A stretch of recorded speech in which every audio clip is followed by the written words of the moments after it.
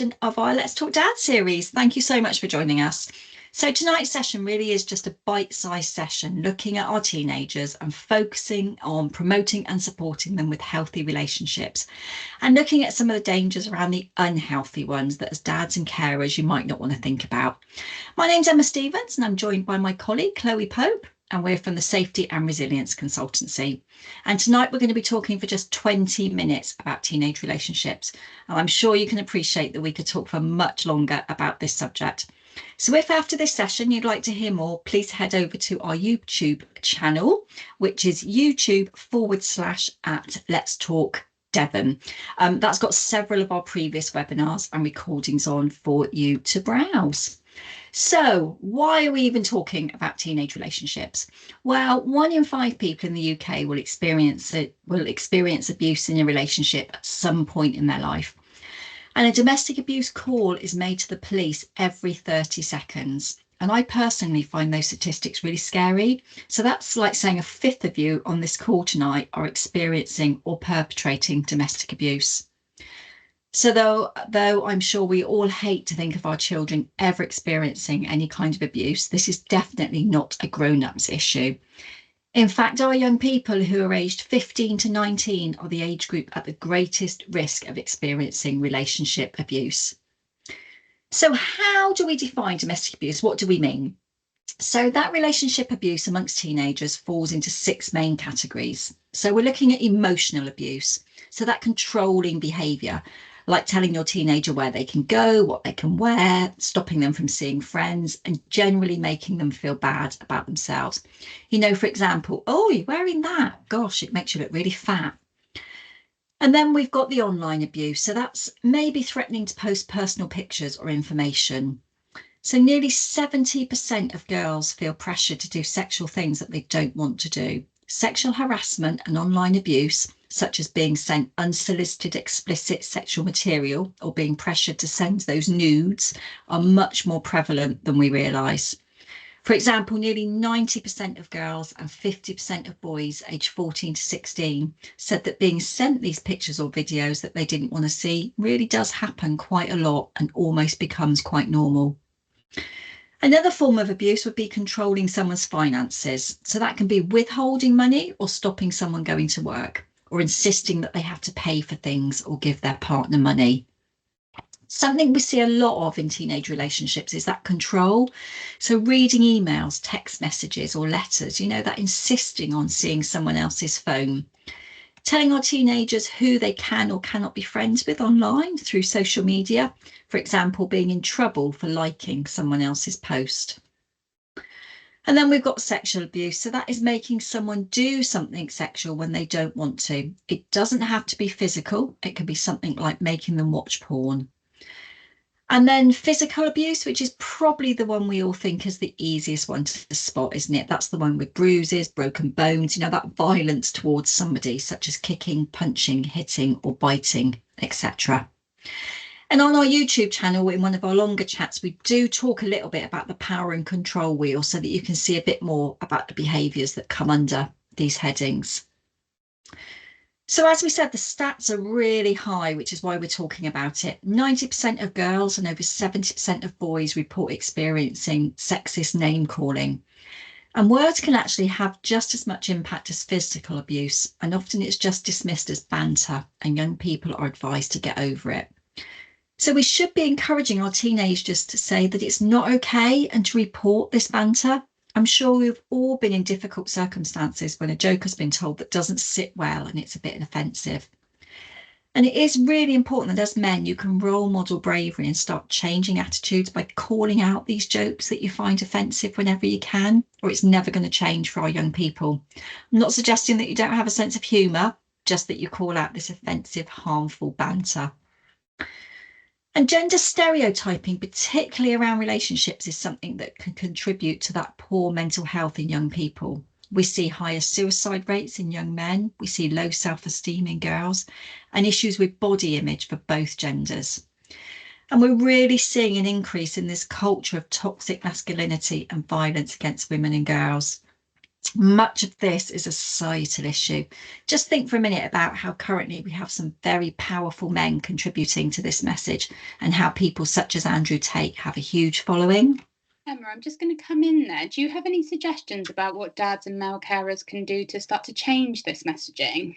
Yeah, good question, Chloe. I think, again, we can look at trying to role model good behaviour here. So point out successful challenges of stereotypes. For example, show that you respect your teenager's mum or female carer, whether you're together or not, because children are really tuned into their parents' relationship. So if it's tense and chaotic, your teenager's behaviour is going to reflect that. And if that relationship between their parents is warm, safe, and connected, then they are less likely to accept toxic and unhealthy behaviours from their partner. They're going to learn that resiliency from breakup, and they're really going to believe that they can succeed.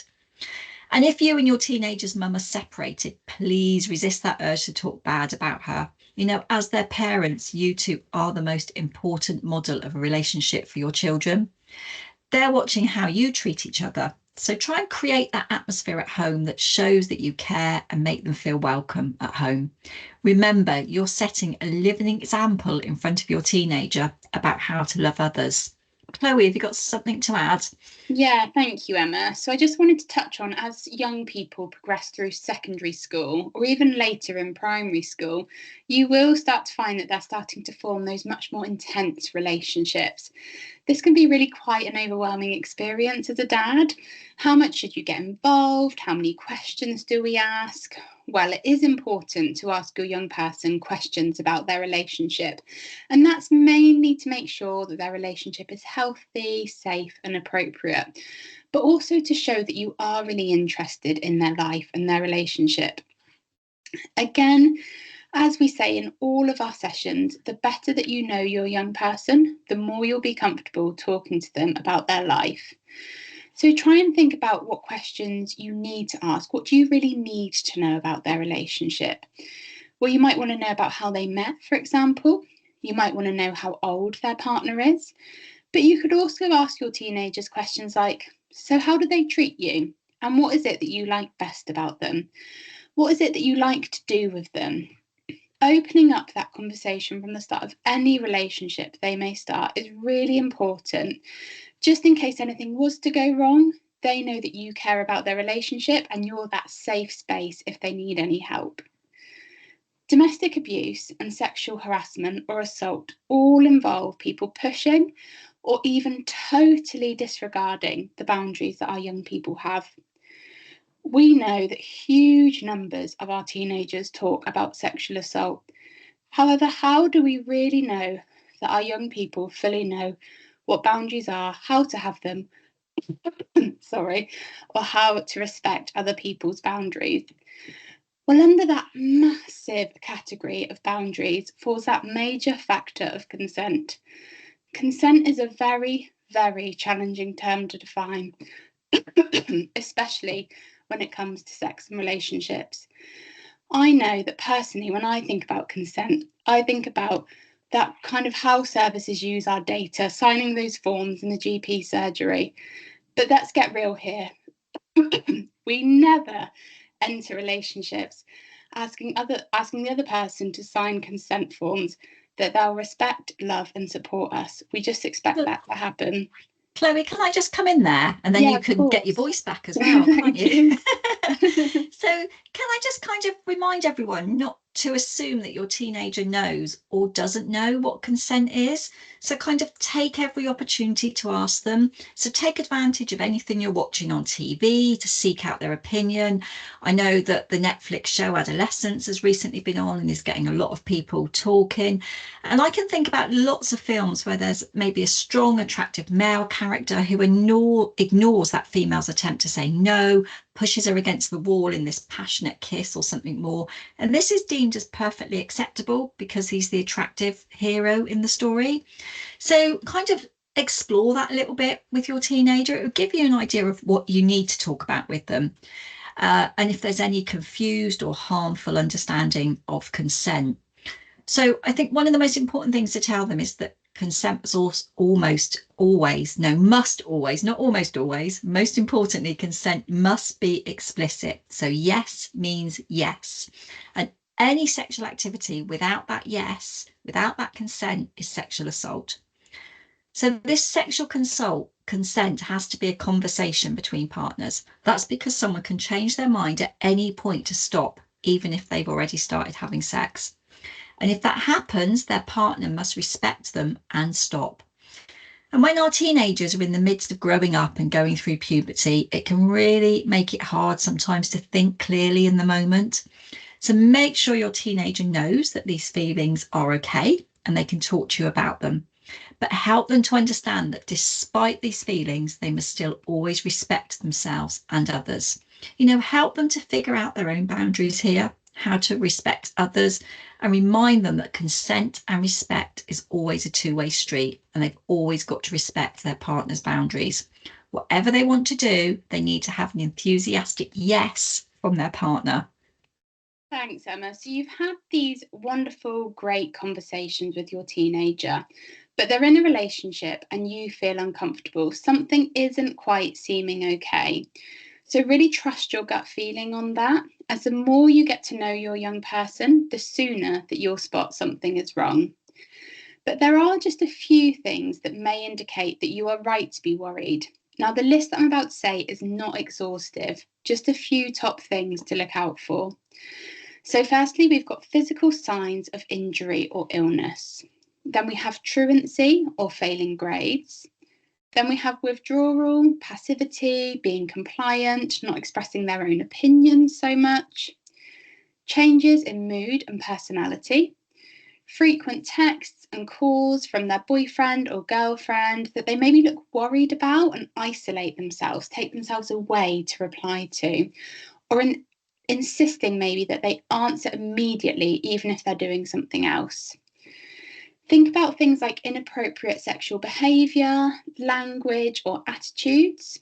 Think about depression, self-harm, eating disorders, or problems sleeping.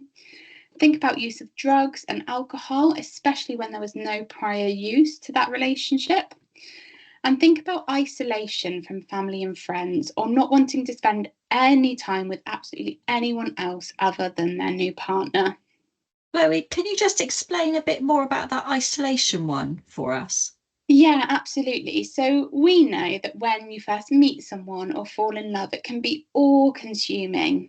You might want to spend every single minute with them. And when this happens, it doesn't mean that your teenager is in a toxic or unhealthy relationship. It's more about them maybe not looking happy about going to see them or answering the phone, or not wanting to then spend any time at all with you. And a lot of that sounds quite normal, doesn't it? Not wanting to spend time with their parents, keeping out of the way, wanting to spend all their time with their new person. But I think we're back to conversations again. The foundation of any relationship with your teenager and helping them keep themselves safe is to know them. So we've got a few top tips to have those difficult conversations. And the first one would always be to pick your moments. It doesn't have to be a big sit down at the table talk. Sometimes these sorts of conversations are easier when you don't have to look at each other and you can be a bit distracted. If it's going to be embarrassing for both of you, maybe think about starting the conversation in the car or even in the middle of the supermarket. Just before school is not the best idea. Neither is after an argument or when they're about to see the new partner that you're worried about. Teenagers' body clocks are very different to ours, and you may find that a late night chat with a hot chocolate or a biscuit works really well. And then remember to believe them. It's not up to you to decide whether they're telling you the truth. You just need to listen and believe what they're saying. Talking about abuse can be very difficult, and your response will either get them to open up more or shut down. And always try and be supportive. Say things like, I'm really glad you told me about this and thanks for trusting me. Chloe, can you think of any more tips? Yeah, I would definitely say not to judge or criticise. So saying things like, how can you put up with this, just won't help. Also, make sure not to criticise the abusive or toxic person within that relationship. Remember, it's more than likely going to be someone that they really care about and love. It would be really easy, wouldn't it, to get mad and immediately think about confronting or possibly even hurting the person who's hurting your child. But don't, under any circumstances, do this.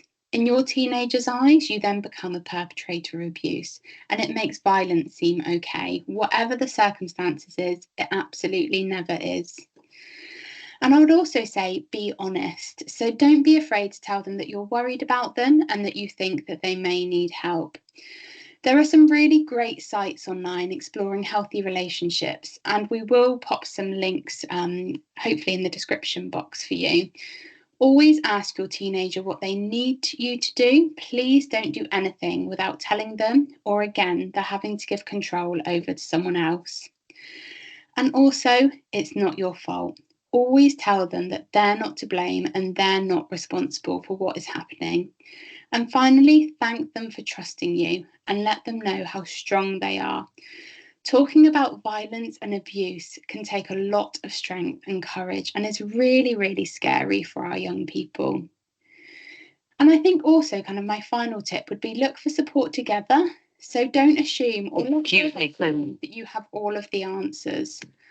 Neither of you have been here before. Let them know that you don't know what to do and work it out together. Listening and believing can make all the difference. However, sometimes it might help them to have these conversations with someone else. They may feel that you are just that bit too close or emotionally involved. And try not to be offended by this. As long as they're talking to someone who can appropriately support them, then that's a positive. Emma. Yeah, it's really hard though, Chloe, isn't it? Sometimes not to take all that personally. But I think we also need to remember that your teenagers still want that reassurance that you love them, even if they're too embarrassed to tell you or to ask you. Don't be shy about hugging your teenagers, but do respect their feelings around this. For example, probably don't do it in front of their friends. And please don't be afraid to hug your daughter. When daughters start going through puberty, some dads really back away from that physical contact, fearing that someone might think that they're behaving inappropriately. But those daughters, many of whom are confused and worried about their changing bodies and the way that they look, may interpret that lack of physical contact from the most important man in their life as a sign that you don't like them anymore and that everyone else is going to feel that same way too. Do always ask their permission. Do you want a hug? Do you need a hug? And never give one without a yes, please. But we all want to feel emotionally and physically connected to each other. And it is scientific fact that a 20-second hug improves our mood and well-being. And always be careful around friends and family members that they respect your teenagers' boundaries around this too. No 14-year-old necessarily wants a hug from smelly Auntie Jean who always holds them too tight.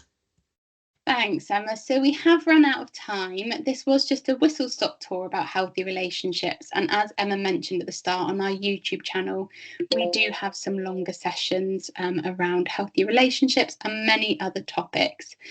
Please also do have a look at our toolkits for more information. Tonight was that real kind of conversation. If you do get a chance to complete the feedback form, please do. All of tonight's links will also be sent out in email. Thank you so much for joining us. Thank you, everybody. And the very last thing, go find your teenager, have a conversation, ask them what is happening in their lives. Thank you so much, everyone.